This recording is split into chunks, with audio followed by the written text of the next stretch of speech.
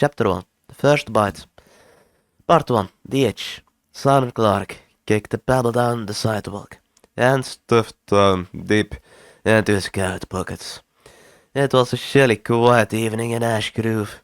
This kind of a night that depressed down on you, the sky heavy, with clouds that never delivered on their threats of rain. His feet crunched against loose gravel, echoing in the emptiness. The street was practically deserted. The only sound apart from his footsteps was the hum of a distant street lamp. Everything else had long since gone quiet, just as it always did around here. Home was a few blocks away, just past a small row of houses, where the sidewalks buckled and crackled, weeds sticking out like fingers. Tough through gaps in old bones. The Jasper's Corner pub was behind him now. Just another quiet night with a pint of beer and nothing particularly memorable about it. Simon wasn't one for late night revelry, and by this time his favorite boot was always free. The bartender didn't even need to ask anymore. Simon was as much a fixture as the bar stools themselves. He paused, shifting his weight from one leg to the other, pulling his collar up against the evening's light bite. That's when he felt it.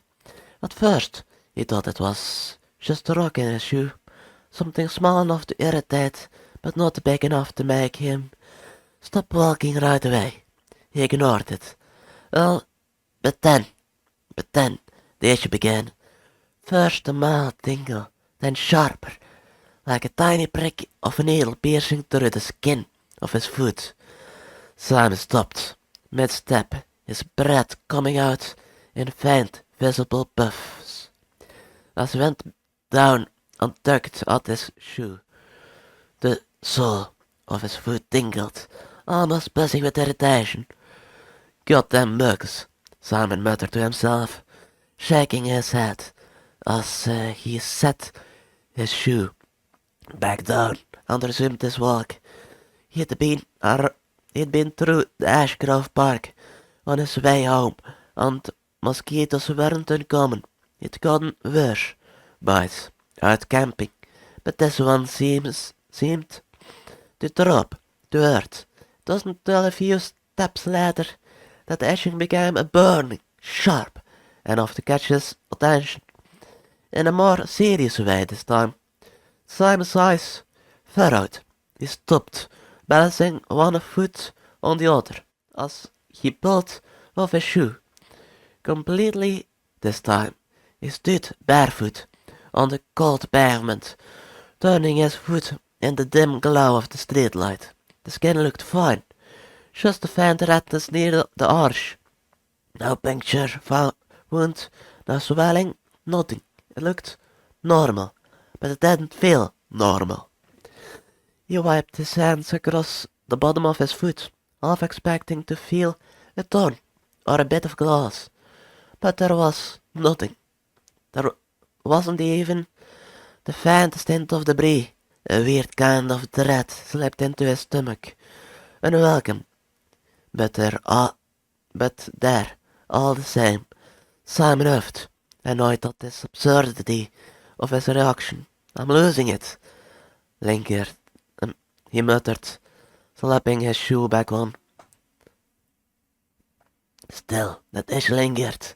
No, not an itch, he realized with a growing sense of unease. Something else, deeper, not on the skin, but beneath it. Simon walked on more slowly now, every step making him aware of the small, gnawing sensation spreading outward from the arch of his foot, radiating up through his ankle. He tried to ignore it, focusing instead on the soft glow of the streetlight ahead, the inviting safety of his home just a few blocks away. But It wouldn't let him ignore it. The tingling turning into something sharper, a deeper ache, gnawing at his muscle. Now, his gait faltered, a limp, creeping into his step. Shit!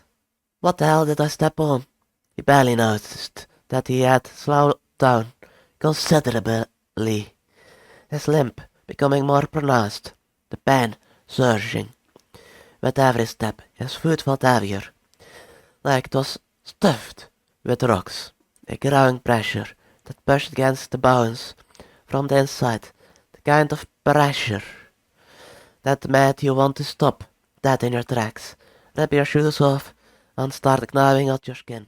Simon swore under his breath, moving towards a nearby bench. He needed to sit down, just for a moment to shake out this bizarre sensation. But as he settled down, a wave of nausea washed over him, and for the first time a thought crossed his mind that hadn't occurred before. What if something is in there? And this is where I'm going to have to end this for today. Hope you enjoyed today's reading, and see you next time. Bye, have a great day. This was me, Rock Connor, and this was a book, an audiobook. Have a great day, and bye.